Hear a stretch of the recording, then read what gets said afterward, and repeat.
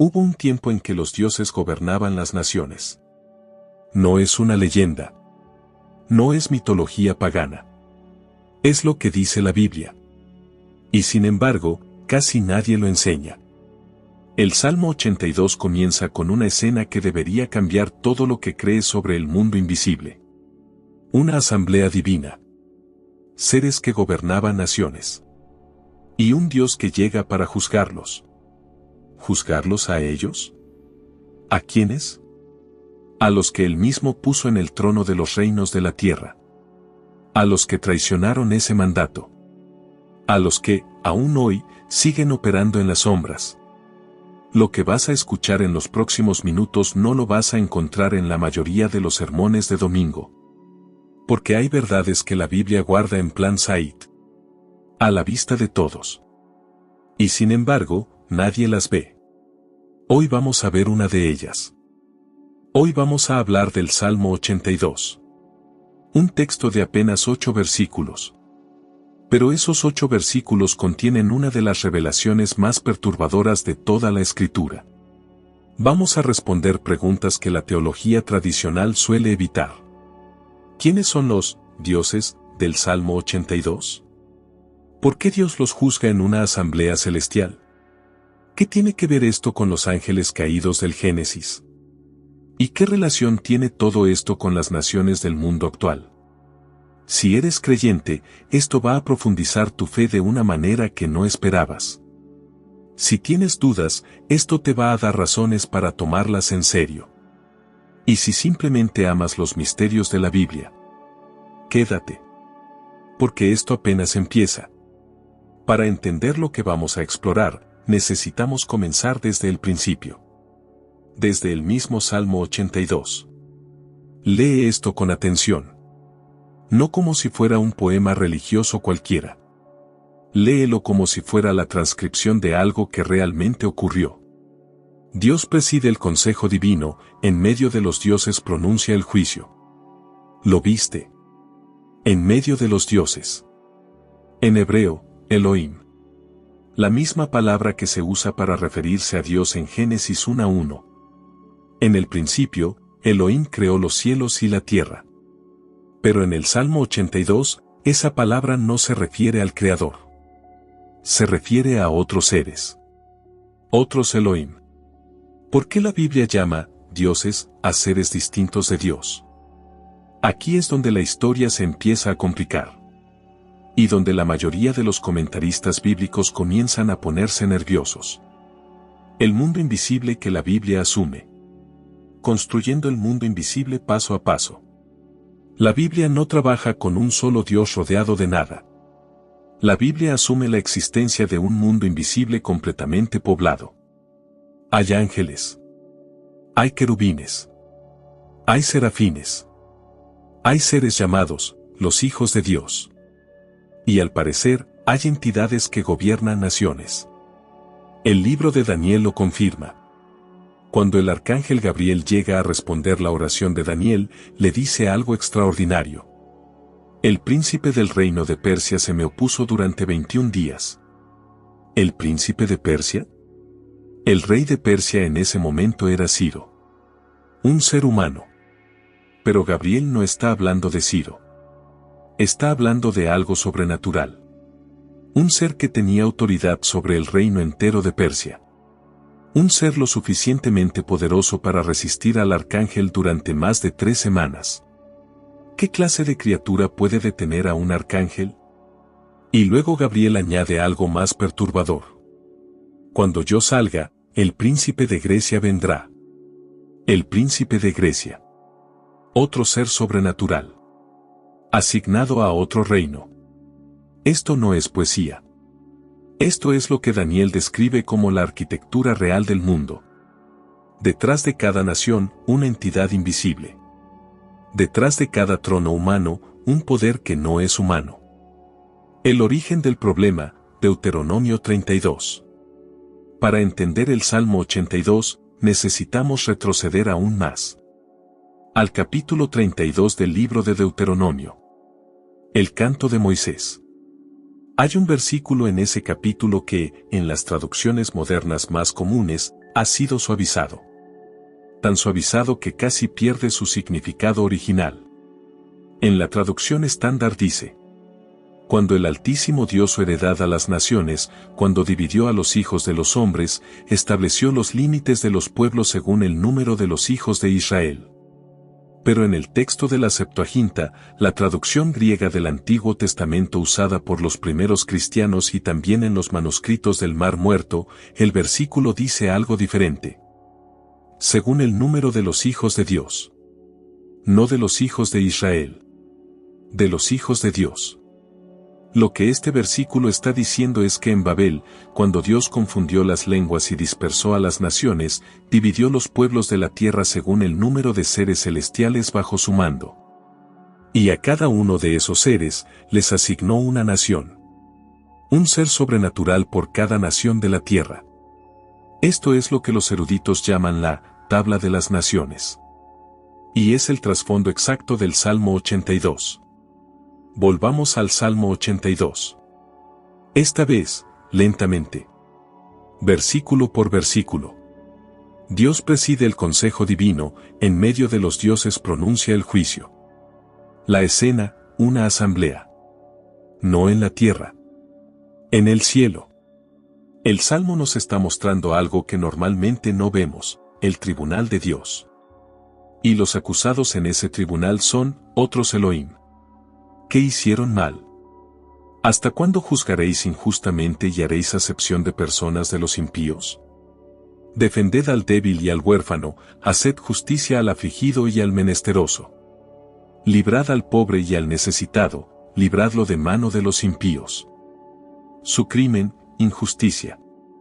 Se les dio autoridad sobre las naciones y en lugar de promover justicia, se corrompieron. Favorecieron a los poderosos. Aplastaron a los débiles. Permitieron la opresión. O peor, la impulsaron. ¿Cuántas naciones en la historia de la humanidad han sido gobernadas por la injusticia? Todas. Todas han caído en injusticia en algún punto. Y ahora pregúntate, ¿será coincidencia? ¿O habrá algo detrás? El Salmo continúa, y aquí viene algo que me detiene cada vez que lo leo. No saben, no entienden, andan en tinieblas, tiemblan todos los cimientos de la tierra. ¿No saben? Seres con acceso al trono de Dios, ¿no saben? Hay dos formas de entender este versículo. La primera, que estos seres se hicieron los ciegos. Que eligieron ignorar deliberadamente lo que sabían que era correcto. La segunda, que su corrupción fue tan profunda que los cegó. Que la traición los oscureció por dentro. Cualquiera de las dos opciones es aterradora. Pero hay una consecuencia inmediata. Tiemblan todos los cimientos de la tierra. Los cimientos de la tierra tiemblan porque los gobernantes invisibles están operando en tinieblas. Porque quienes debían guiar, están perdidos. Porque el poder fue dado, y fue corrompido. ¿Te suena familiar? La sentencia que nadie esperaba. Y entonces llega el momento más impactante del Salmo. El veredicto. Yo dije, vosotros sois dioses, y todos vosotros hijos del Altísimo, pero como hombres moriréis, y como cualquiera de los príncipes caeréis. Dios mismo les confirma su naturaleza, yo dije que eran dioses. Hijos del Altísimo. Pero esa dignidad no los protege del juicio. Y la sentencia es devastadora. Como hombres moriréis. Seres que originalmente no estaban sujetos a la muerte, condenados a morir como mortales. Como cualquiera de los príncipes caeréis. Caerán como caen los reinos humanos. Sin gloria. Sin retorno. Ahora bien, Jesús mismo cita este versículo en el Evangelio de Juan. Cuando los fariseos lo acusan de blasfemia por decir que Él es el Hijo de Dios, Jesús responde: ¿no está escrito en vuestra ley, yo dije, dioses sois? Jesús valida la existencia de estos seres. No los descarta como metáforas. Los toma como reales. ¿Qué sabía Jesús sobre el mundo invisible que nosotros hemos olvidado? Este concepto no desaparece en el Nuevo Testamento. Al contrario. Pablo lo desarrolla con una profundidad que desafía toda nuestra teología simplificada.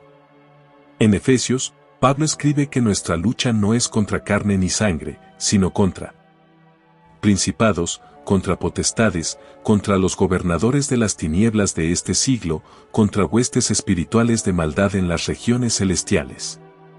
Principados, potestades, gobernadores. No demonios genéricos. Entidades con estructura jerárquica. Entidades con territorios. Con poder real sobre dimensiones de la realidad que los ojos humanos no pueden ver. Y en Colosenses, Pablo añade que Jesús es la cabeza de todo principado y potestad. Lo que significa que el mandato del Salmo 82, ese juicio divino sobre los gobernantes de las naciones, encuentra su culminación en Cristo. El que estaba en la asamblea como juez, es el mismo que murió en la cruz. Y resucitó. Para reclamar la herencia que los dioses caídos habían corrompido. Eso lo cambia todo. ¿Qué significa esto para hoy? Hasta aquí hemos visto el pasado. El origen del sistema de los príncipes invisibles. Su caída. Su juicio. Pero hay una pregunta que no podemos evitar. ¿Siguen operando? Si el Salmo 82 describe un juicio, ese juicio aún no se ha ejecutado completamente. La sentencia fue pronunciada. Pero la historia del mundo sigue. Las naciones siguen en guerra. La injusticia sigue. El caos sigue. Y Pablo, escribiendo a los romanos décadas después de la crucifixión, todavía dice que el mundo entero yace en el maligno. Yace en el maligno. No, yacía. Yace. Tiempo presente. Lo que sugiere que los poderes del Salmo 82, aunque juzgados, aunque condenados, aún no han sido removidos completamente del escenario de la historia. La guerra que no vemos. Piénsalo. ¿Por qué naciones que parecen tener todo para prosperar, colapsan? ¿Por qué líderes que prometen justicia, terminan corrompidos? ¿Por qué imperios que se levantan con ideales nobles, acaban aplastando a sus propios pueblos? La respuesta que el mundo ofrece es siempre humana: corrupción, codicia, ego, poder. Y esas respuestas son parcialmente correctas. Pero si el marco bíblico del Salmo 82 es real, entonces debajo de cada crisis humana hay una dimensión que los noticieros no reportan. Una arquitectura de influencia invisible que opera detrás de los escenarios. Que mueve los hilos que los seres humanos creen estar moviendo solos. ¿Y si la historia del mundo es también la historia de una guerra que no podemos ver? El libro de Daniel lo muestra con una claridad que corta el aliento. Gabriel dice que el príncipe de Persia lo resistió 21 días. Luego llegó Miguel, el arcángel asignado a Israel, para ayudarlo. Y Gabriel advierte: cuando yo salga, el príncipe de Grecia vendrá. Es decir, hay un orden de sucesión entre los príncipes de las naciones. Cuando Persia cae, Grecia asciende. Y detrás de cada transición geopolítica, hay una transición en el mundo invisible. ¿Te das cuenta de lo que esto implica? Cada vez que un imperio colapsa y otro asciende, algo está ocurriendo en la dimensión que no vemos. El Salmo 82 termina con una oración que muchos leen y no dimensionan. Levántate, oh Dios, juzga la tierra, porque tú heredarás todas las naciones. Es una súplica. Una petición al Creador de que intervenga. De que reclame lo que fue corrompido. De que haga lo que los príncipes caídos no hicieron. Y la teología bíblica entiende esta oración como profética. Como una anticipación de lo que ocurrirá al final de la historia.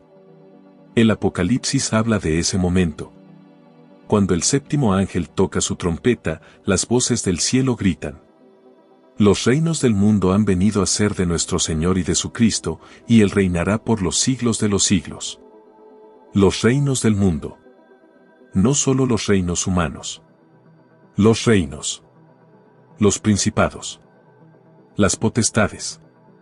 Todo el sistema de poder visible e invisible que ha operado desde Babel será reclamado, devuelto al Creador.